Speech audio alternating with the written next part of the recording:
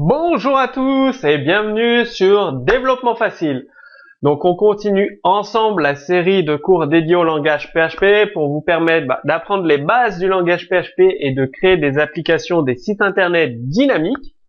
Donc là vous avez découvrir, peut-être vous avez déjà entendu ce mot, les namespaces en PHP ou en français les espaces de nom. Donc à quoi ça sert, comment les utiliser, tout simplement.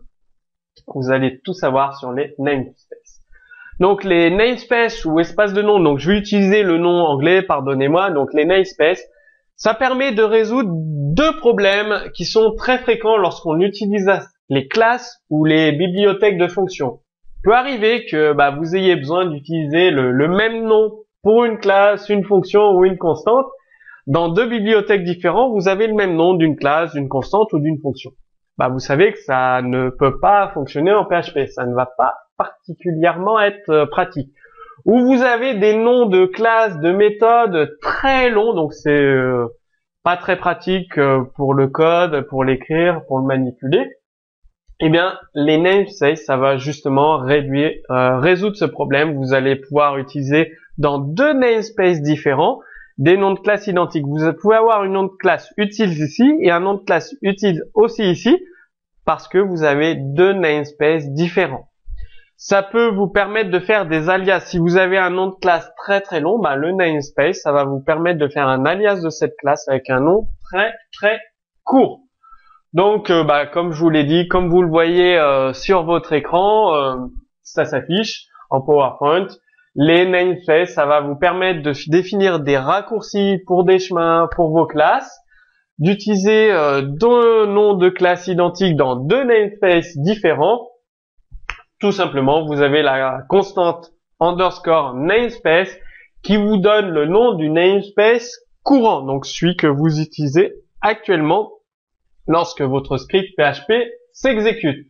Comme je vous l'ai dit, vous pouvez donner un alias à votre namespace, donc pour un chemin de classe, pour un chemin de fonction, tout simplement. Donc vous voyez sur l'écran, donc sur le cours vidéo, comment l'utiliser le namespace. De toute façon, on va voir ensemble un exemple avec le code PHP. Donc on utilise un alias ici, donc use projet /com/ développement, c'est un petit peu long tout le temps à écrire. Quand vous écrivez votre code PHP, c'est long à écrire. Vous définissez un namespace dev. Pareil, pour appeler une fonction, use dev.une fonction, tout simplement, parce que vous avez votre librairie, je vous ai pas montré, excusez-moi. Vous déclarez un namespace. Vous avez une classe info, donc dans votre librairie.php, une constante aussi, et une fonction showMessage. Donc la classe info permet, avec la méthode statique, de récupérer des informations. Là, vous définissez votre namespace, vous définissez un alias pour votre classe, une classe, ici, et après, vous définissez le namespace dev facile, tout simplement. Donc, vous incluez votre librairie de fonctions, donc .php, je n'ai oublié une partie. Vous pouvez définir une constante valeur. De toute façon, vous avez deux namespaces différents, donc pas de problème pour définir deux fois la même constante. Une classe info, pas de problème car vous avez deux namespaces différents. Pareil pour la fonction showMessage. Vu que vous avez deux namespaces différents, donc vous pouvez utiliser deux fois showMessage. De toute façon, à chaque fois que vous avez utilisé la fonction ou la classe, vous allez définir dans quel namespace utiliser, tout simplement.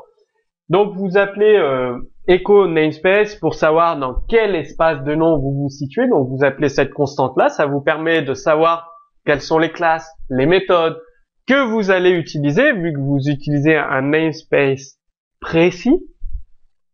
Et ensuite, vous appelez les différentes méthodes. Vous pouvez appeler les méthodes showMessage sur un certain namespace.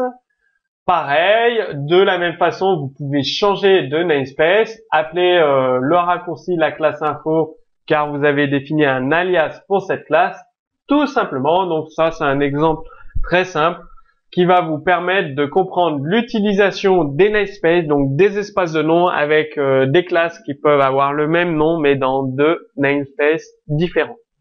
Si vous avez des questions, vous pouvez les poser directement dans les commentaires sous ce cours vidéo. Vous retrouverez le fichier à télécharger sous ce cours vidéo également, donc le fichier qui utilise les namespaces. Et je vous dis à très bientôt pour le prochain cours sur développement facile.